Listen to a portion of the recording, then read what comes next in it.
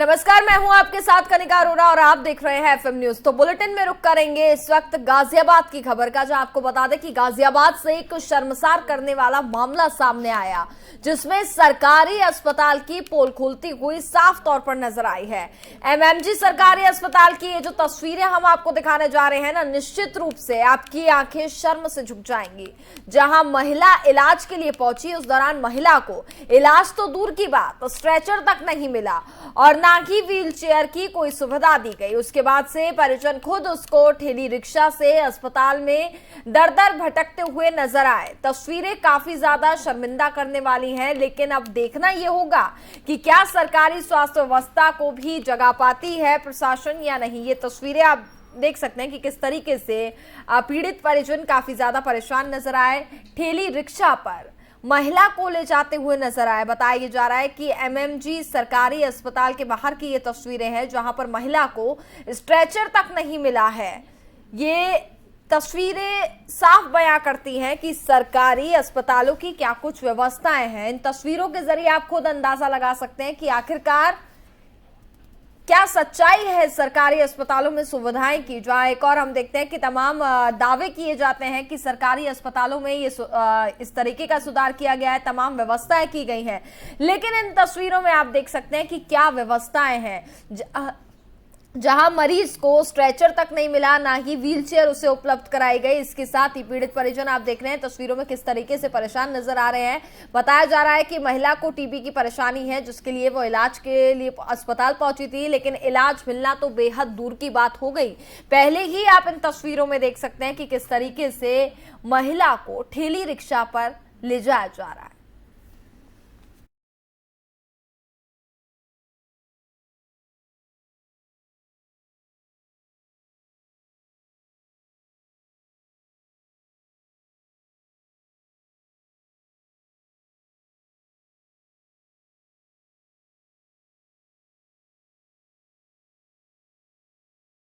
ये मरीज है आपका?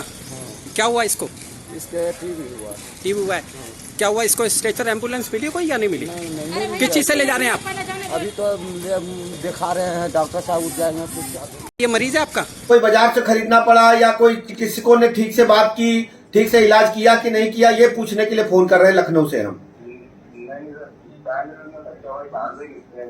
अच्छा, डायलिसिस में दवाई बाहर से लिख रहे हैं ना?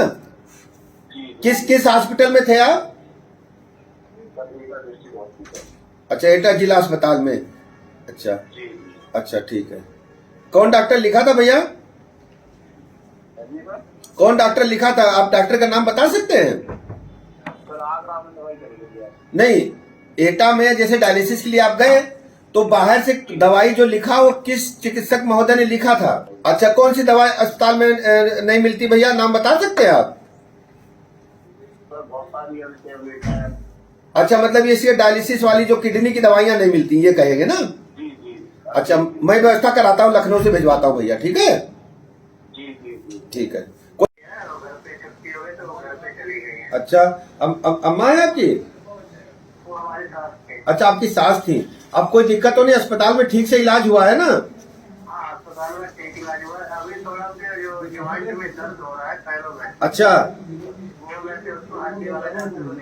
तो दिखा लो, कोई दिक्कत हो बताना। ठीक है, हम लखनऊ से ब्रजेश पाठक बोल रहे हैं।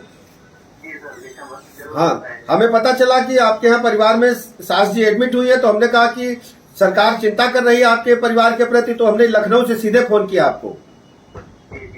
हाँ, कभी कोई बात हो बताना, एकदम घबराना नहीं, पूरी सरकार आपके साथ है। ठीक है, ठीक है, धन्यवाद। नमस्ते, क्या हाल चाल है भैया के? हम अब तबीयत सही है भैया की? अभी हमें अस्पताल से सूचना मिली कि बेटा एडमिट हुआ है, तो हमने सोचा लाओ पापा से बात करके हालचाल ले लें, है ना? अच्छा, हम लखनऊ से ब्रजेश पाठक बोल रहे हैं। अस्पताल में आपको कोई दिक्कत तो नहीं हुई? नहीं साहब, कोई दिक्कत नहीं हुआ। इलाज में अच्छा इलाज मिला, आप संतुष्ट हैं? हाँ, इलाज अच्छा हुआ है, बच्चे ठीक भी है। अच्छा, कोई दिक्कत तो नहीं अब? नहीं साहब। हाँ, कोई बात हो तुरंत बताना। ठीक है, ठीक, बहुत बहुत धन्यवाद। अच्छा, नमस्ते नमस्ते। हम ब्रजेश पाठक बोल रहे हैं भैया। कैसी स्थिति है अपने मरीज की जिसको भर्ती कराया गया था? अभी 70% बेटर है। अच्छी है ना? कोई दिक्कत तो नहीं अस्पताल में आपको? कोई प्रॉब्लम थी ही नहीं, अभी भी नहीं है। अच्छा, तो कोई दिक्कत हो तुरंत बताइएगा, ठीक है ना? नहीं तो आज डिस्चार्ज हो रहा है। आज डिस्चार्ज हो रहे हैं? चलिए, बहुत बहुत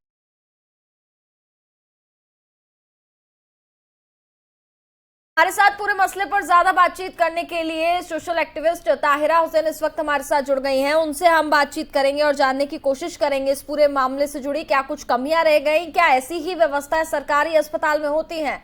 मैम, सबसे पहले आपका एफएम न्यूज में बहुत बहुत स्वागत है जी। आवाज मिल पा रही है आपको? जी जी, ये मैं पूरा मैसेज सुन नहीं पाई, थोड़ा सा मुझे बता दे तो बेहतर होगा। बिल्कुल बिल्कुल, मैं आपको बताती हूँ। ये पूरा मामला गाजियाबाद से जो सामने आया है, जहां पर हमने देखा कि सरकारी अस्पताल से जो तस्वीरें सामने आई हैं वो काफी ज्यादा शर्मसार करने वाली आई हैं।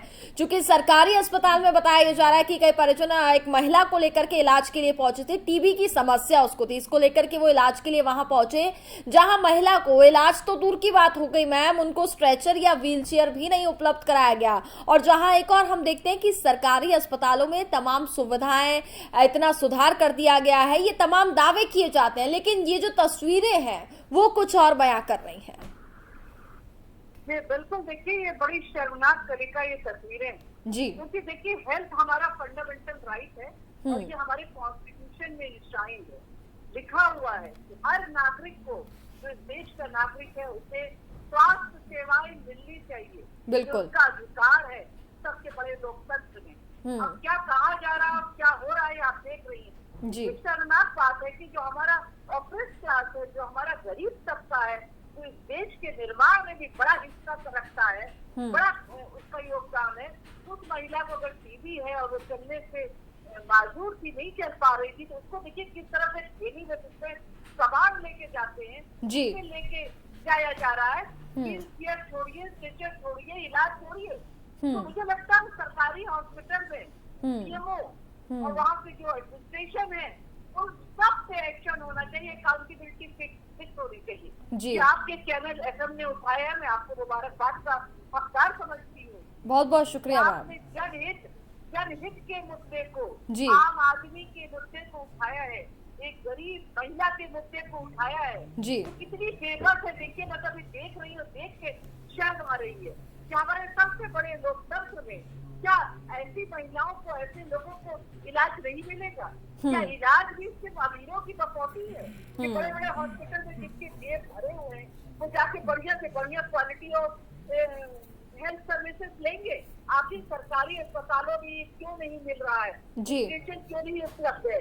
व्हील चेयर क्यों नहीं उपलब्ध है? मैं आपके इस चैनल के माध्यम से डिप्टी सीएम ब्रजेश पाठक जी से रिक्वेस्ट करना चाहती हूँ कि वो तुरंत इस पे एक्शन ले, और ऐसा नहीं एक दो पे, पूरे लोगों को देखे कहाँ कहाँ कमियां हैं, क्यों इस तरह से हो रहा है, क्यों लोगों में इस तरह की उदासीनता है कि वो अपने काम को वो करना चाहिए जिसके लिए वो बैठाए गए हैं सरकारी हॉस्पिटल से, अगर उसको नहीं कर रहे हैं तो कहीं न कहीं वो अपनी रिस्पॉन्सिबिलिटी को पूरा नहीं कर रहे हैं। Right to remain such a responsible. बिल्कुल ताहिरा जी, इस पूरे मामले पर खुद डिप्टी सीएम ब्रजेश पाठक जी ने हालांकि ट्वीट किया है और इस पूरे मामले पर रिपोर्ट मांगने की बात भी उन्होंने कही है, और साथ ही ये भी कहा कि दोषियों के ऊपर सख्त कार्रवाई की जाएगी। लेकिन सवाल ये खड़ा होता है, ये पहला मामला नहीं है, उत्तर प्रदेश में इस तरीके की कई घटनाएं जो है वो घटती रहती हैं और मामले बढ़ते हुए नजर आ रहे हैं, लेकिन सुधार जो है वो नहीं हो पाता है। मैं खुद आपसे भी ये सवाल करती हूँ, एक पर्सनल सवाल है, अगर अस्पताल में जाने के लिए हमारे दिमाग में सबसे पहले यही आता है सरकारी अस्पताल में क्या सुविधा होगी कि नहीं होगी, हम हर बार प्राइवेट अस्पताल में ही जाने की सोचते हैं, कभी भी दिमाग में ये नहीं आता है कि सरकारी अस्पताल में चले जाएं, क्योंकि ऐसी सुविधाएं ही नहीं है। नहीं, बिल्कुल देखिए, सरकारी अस्पताल में जो है वो गरीब, मैं बार बार कहती हूँ, लोअर मिडिल क्लास के लोग भी जाते हैं और लोअर क्लास जाते हैं। हमारा जो गरीब तबका है वो जाता है, क्योंकि जाहिर है वो एक्सपेंसिव, पैसे नहीं खर्च कर सकते, वो मेदांता के दरवाजे पे नहीं जा सकते, वो अपोलो में जाके नहीं खड़े हो सकते, मैक्स में नहीं खड़े हो सकते।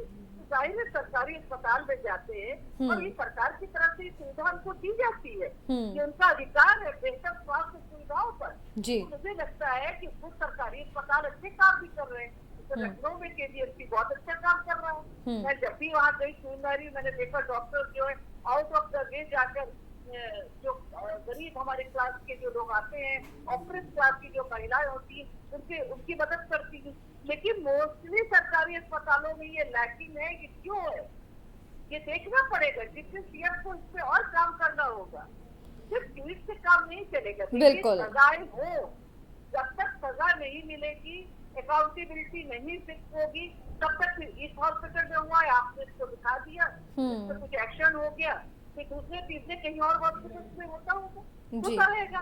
तो ये जो इनह्यूमन एक्ट है जिससे गरीब को, मरीज भी समझा जा रहा है और शर्म नहीं आ रही है उनको ये देखते हुए कि सरकारी अस्पताल जो है गाजियाबाद का वो एक व्हील चेयर नहीं मुहैया करा सका है, एक स्ट्रेचर नहीं करा सका, वो ठेलिया पे महिला जा रही है जी। इलाज की बात दूर जैसे आपके साथ है, तो एक्शन तो तुरंत होना चाहिए कि कहाँ खामियां हैं, तुरंत इससे एक्शन हो, इन्वेस्टिगेशन हो, एक टीम बने और उसके बाद अकाउंटेबिलिटी फिक्स हो और ये सामने आए जी कि हाँ इस तरह से एक्शन हो रहा है।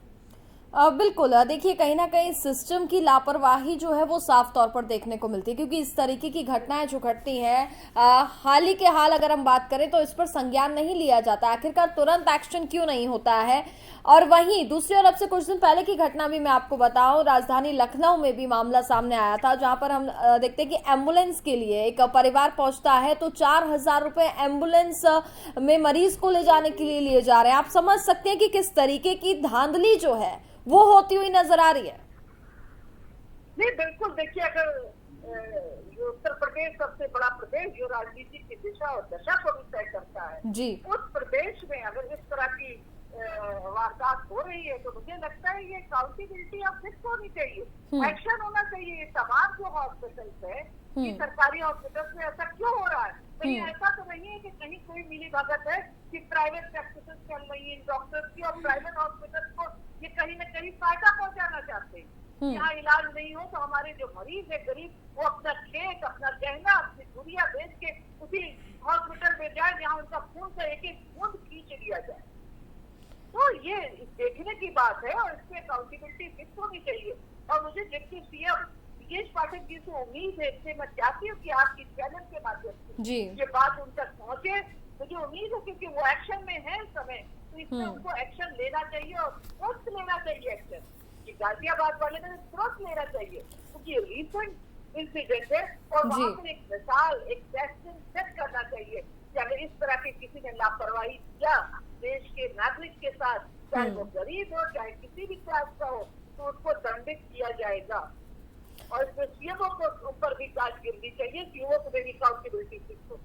बिल्कुल ताहिरा जी, जिस तरीके से हम देख रहे हैं आपसे कुछ दिनों से डिप्टी सीएम ब्रजेश पाठक लगातार अस्पतालों का औचक निरीक्षण कर रहे हैं, तमाम कमियां जो हैं वो सामने आई हैं उसको उन्होंने दूर करने की कोशिश भी की है।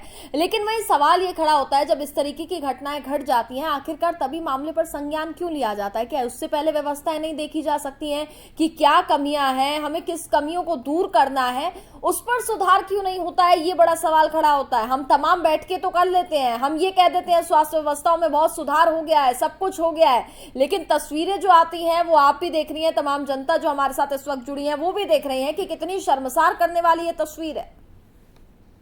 बिल्कुल, देखिए तो इंसानियत को शर्मसार करने वाली तस्वीर है। बराबर जिस तरह से बेसुध पड़ी महिला को थैली में जिसमें ले जाते हैं कबाब भर के उसके तस्वीर के साथ चिड़िया को ले जा रहा है, ये बहुत तकलीफदेह तस्वीर है हमारे देश के लिए और प्रदेश के लिए।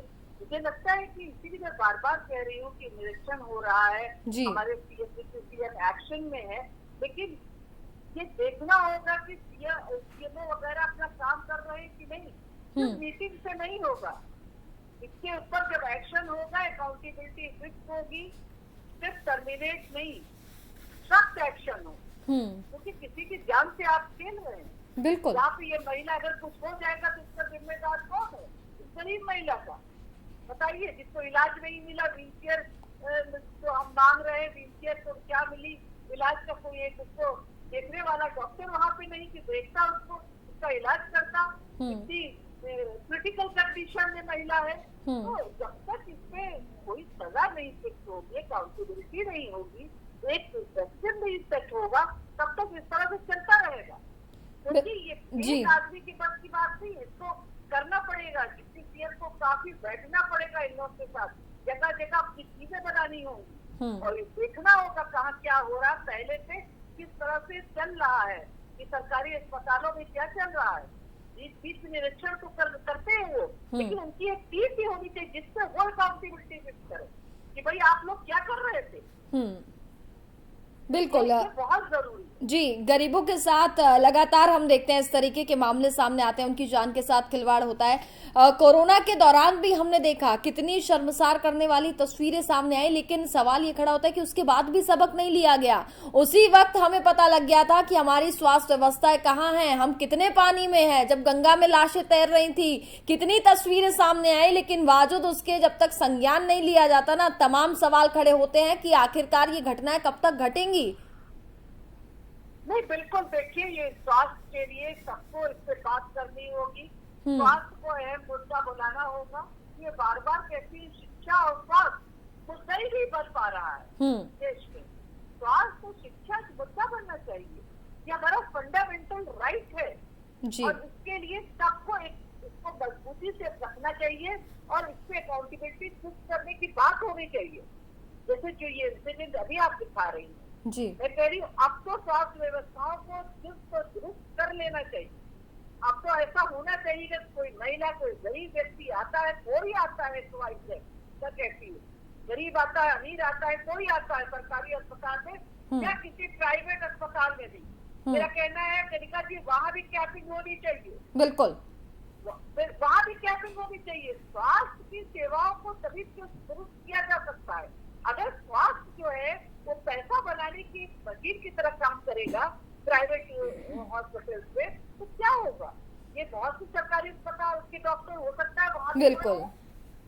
तो ये पूरा नेक्सस बन जाता है। तो इस नेक्सस को भी तोड़ना होगा। इसके लिए सिर्फ कानून का मजबूती से इम्प्लीमेंट करना होगा, अकाउंटेबिलिटी फिक्स करनी होगी कि क्यों वहाँ पर महिला का इलाज नहीं है। इस मुद्दे को ही लेकर अगर मजबूती से एक्शन होगा तो मुझे उम्मीद है कि ये प्रेसिडेंट जरूर सेट करेगा। लोगों में एक डर पैदा होगा, इन लोगों में जो पूरी तरह से इंसानियत को शर्मसार कर रहे हैं, जो ओथ लेके आते हैं, डॉक्टर बनते हैं, उसके बाद देखिए क्या कर रहे हैं कि आप महिला जो आती है आपको उससे तरस नहीं आ रहा है, उससे आपकी इंसानियत नहीं जाग रही है। आपने जो ओथ लिया है, जो शपथ लिया है, वो क्या लिया था? डॉक्टर बनते लिया था कि महिला जो है कोई हमारे पास आएगी तो उसको हम ना व्हील चेयर देंगे, स्ट्रेचर देंगे, वो ठेलिया पे लेके जाए, उसका परिवार चाहे कहीं जाए, वो बढ़ती हुई महिला का इलाज भी नहीं करेगी। तो यहाँ पे अकाउंटेबिलिटी फिक्स होना बहुत जरूरी है। बहुत शर्मसार करने वाली, इंसानियत को शर्मसार करने वाली। बिल्कुल बिल्कुल। ताहिरा जी कहते हैं ना कि डॉक्टर का दूसरा नाम भगवान होता है, लेकिन जब भगवान ही हैवान बन जाए तो क्या होगा? यही तस्वीरें तो सामने आएंगी। बिल्कुल सही है। डॉक्टर के पास जब कोई मरीज जाता है तो उसके अंदर भगवान देखता है। बिल्कुल सही कह रही है। वो डॉक्टर से बार बार पूछता है ठीक हो जाएंगे। अगर कोई सीरियस मरीज होता है, डॉक्टर एक बार पेशेंट को कह देता है तो उसको बड़ा आश्वासन मिलता है। वहाँ पर इसीलिए इन लोगों को ओथ भी लेनी होती है मेडिकल की डिग्री में कि हम इस तरह से इंसानियत के साथ काम करेंगे। लेकिन इस तरह से ओथ सब ऐसे लेके आके यहाँ पे क्या कर रहे हैं? बिल्कुल, इनकी जो डिग्रियां ही खत्म कर देना चाहिए। ये काबिल नहीं है कि डॉक्टर बने, ये काबिल नहीं है कि इस पेशे में रहे, इस प्रैक्टिस को करें, इस रिस्पॉन्सिबल पोस्ट पे रहे। अगर ये इतना भी अपने अंदर नहीं रखते हैं कि उस महिला का इलाज कर सकते, उसको एडमिट कर सकते, जो महिला चल नहीं पा रही, खड़ी नहीं हो पा रही है, बिल्कुल, स्ट्रेचर व्हीलचेयर नहीं दे सकते, उसको एडमिट नहीं कर सकते, उसको तुरंत इलाज नहीं दे सकते, तो फिर वो कर क्या सकते हैं? सरकारी अस्पताल में वो क्या कर रहे हैं? बिल्कुल जी, बिल्कुल ताहिरा जी, चूंकि आप सामाजिक कार्यकर्ता हैं, तमाम कार्य आप जमीनी स्तर पर करती हैं, मैं आपसे लास्ट कमेंट लेना चाहूंगी इस पूरे मामले पर। आप क्या अपील सरकार से करना चाहेंगे? ये बिल्कुल, मैंने जैसे पहले भी कहा कि मैं फिर आपके चैनल के माध्यम से डिप्टी सीएम से ब्रजेश पाठक जी से कहना चाहती हूँ कि इससे अकाउंटेबिलिटी फिक्स करें और देखें कहाँ कहाँ क्या कमियां थी, जिससे जो जनता है, जो हमारी गरीब जनता है, उसके अंदर हिम्मत आए, उसके अंदर विश्वास जगे, उसको लगे कि नहीं हमें, चलो अब डिप्टी सीएम साहब ने कहा है अब आइंदा शायद हॉस्पिटल में ऐसा नहीं होगा। कम से कम सजा अकाउंटेबिलिटी फिक्स होनी चाहिए और फिक्स होती दिखनी चाहिए, बिल्कुल वो सामने भी आनी चाहिए। जहाँ अकाउंटेबिलिटी फिक्स ये नहीं कि 6 महीने के लिए हटाए गए सीएमओ साहब फिर आ गए, ये वो ही नहीं, बल्कि जो वहाँ डॉक्टर्स मौजूद थे, जो वहाँ नर्सिंग स्टाफ था, सारे लोगों के ऊपर अकाउंटेबिलिटी फिक्स होनी चाहिए कि किस तरह से इस मरीज के साथ उन्होंने इस तरह का इनह्यूमन एक्ट किया है। मुझे उम्मीद है कि ब्रजेश पाठक जी जरूर आप चैनल के माध्यम से उनके पास तक ये संदेश जाएगा और कोई एक्शन होगा और दोबारा फिर एफएम पर हम ये बात करें। मैं चाहती हूँ कि बात करें कि अकाउंटेबिलिटी फिक्स हुई है, हम ये बात करें कि गरीब जो है हमारे देश का नागरिक है, सबसे बड़े लोकतंत्र में जो संविधान से चलता है, उसको स्वास्थ्य सेवाएं जिस तरह से अमीरों को मिलती है उसी तरह से गरीबों का भी अधिकार है, उन्हें भी मिलेगी। और यह इस उम्मीद के साथ मैं ये संदेश आपके चैनल से देना। बिल्कुल ताहिरा जी, हम भी उम्मीद करते हैं कि इस पूरे मामले पर डिप्टी सीएम ब्रजेश पाठक संज्ञान लें और जो भी इसमें अपराधी है उनके खिलाफ जरूर ठोस से ठोस कार्रवाई की जाए और इसके साथ ही स्वास्थ्य व्यवस्थाओं में बेहद सुधार किया जाए। बहुत बहुत शुक्रिया ताहिरा जी आपका हमारे साथ कार्यक्रम में जुड़ने के लिए। जी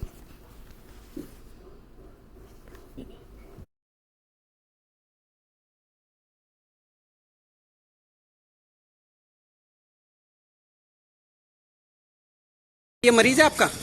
क्या हुआ इसको? इसके टीबी हुआ है। क्या हुआ इसको? स्ट्रेचर एम्बुलेंस मिली कोई या नहीं मिली? किस चीज से ले जा रहे हैं आप? अभी तो दिखा रहे हैं, डॉक्टर साहब उठ जाएंगे फिर। ये मरीज है आपका? क्या हुआ इसको? इसके टीबी हुआ है। क्या हुआ इसको? स्ट्रेचर एम्बुलेंस मिली कोई या नहीं मिली? किस चीज से ले जा रहे हैं आप? अभी तो दिखा रहे हैं, डॉक्टर साहब उठ जाएंगे फिर। कोई बाजार से खरीदना पड़ा या कोई चिकित्सकों ने ठीक से बात की, ठीक से इलाज किया कि नहीं किया, ये पूछने के लिए फोन कर रहे हैं लखनऊ से हम। अच्छा, डायलिसिस में दवाई बाहर से लिख रहे हैं ना? किस हॉस्पिटल में थे आप? अच्छा, एटा जिला अस्पताल में। अच्छा अच्छा, ठीक है। कौन डॉक्टर लिखा था भैया? कौन डॉक्टर लिखा था? आप डॉक्टर का नाम बता सकते हैं? नहीं, एटा में जैसे डायलिसिस के लिए आप गए तो बाहर से दवाई जो लिखा वो किस चिकित्सक महोदय ने लिखा था? अच्छा, कौन सी दवाई अस्पताल में नहीं मिलती भैया, नाम बता सकते हैं आप? अच्छा, मतलब ये डायलिसिस वाली जो किडनी की दवाइयां नहीं मिलती, ये कहेंगे ना? अच्छा, मैं व्यवस्था कराता हूँ, लखनऊ से भिजवाता हूँ भैया, ठीक है? ठीक है। अच्छा, अम्मा है आपकी? अच्छा, आपकी सास थी। अब कोई दिक्कत तो नहीं? अस्पताल में ठीक से इलाज हुआ है ना? अस्पताल में ठीक इलाज हुआ है। अभी थोड़ा जो जॉइंट में दर्द हो रहा है पैरों में। अच्छा, उसको हड्डी वाला डॉक्टर दिखा देना। तो दिखा लो, कोई दिक्कत हो बताना, ठीक है? हम लखनऊ से ब्रजेश पाठक बोल रहे हैं। हाँ, हमें पता चला कि आपके यहाँ परिवार में सास जी एडमिट हुई है, तो हमने कहा कि सरकार चिंता कर रही है आपके परिवार के प्रति, तो हमने लखनऊ से सीधे फोन किया आपको। हाँ, कभी कोई बात हो बताना, एकदम घबराना नहीं, पूरी सरकार आपके साथ है, ठीक है? ठीक है, धन्यवाद। नमस्ते, क्या हाल चाल है भैया के? हम सब ठीक है बच्चा। अब तबीयत सही है भैया की? सब ठीक है। अभी हमें अस्पताल से सूचना मिली कि बेटा एडमिट हुआ है, तो हमने सोचा लाओ पापा से बात करके हालचाल ले लें, है ना? सब एडमिट थे, ठीक है। अच्छा, हम लखनऊ से ब्रजेश पाठक बोल रहे हैं। अस्पताल में आपको कोई दिक्कत तो नहीं हुई? नहीं साहब, कोई दिक्कत नहीं हुआ। इलाज में अच्छा इलाज मिला, आप संतुष्ट हैं? साहब, इलाज अच्छा हुआ है, बच्चे ठीक भी है। अच्छा, कोई दिक्कत तो नहीं अब? नहीं साहब। हाँ, कोई बात हो तुरंत बताना, ठीक है? ठीक है, ठीक, बहुत बहुत धन्यवाद। अच्छा, नमस्ते साहब। नमस्ते नमस्ते। हम ब्रजेश पाठक बोल रहे हैं भैया। हाँ, बताइए। कैसी स्थिति है अपने मरीज की जिसको भर्ती कराया गया था? अभी 70% बेटर है। अच्छी है ना? कोई दिक्कत तो नहीं अस्पताल में आपको? कोई प्रॉब्लम थी ही नहीं, अभी भी नहीं है। अच्छा, तो कोई दिक्कत हो तुरंत बताइएगा, ठीक है ना? नहीं सर, आज डिस्चार्ज हो रहा है। आज डिस्चार्ज हो रहे हैं? चलिए, बहुत बहुत बधाई आपको, धन्यवाद। कोई बाजार से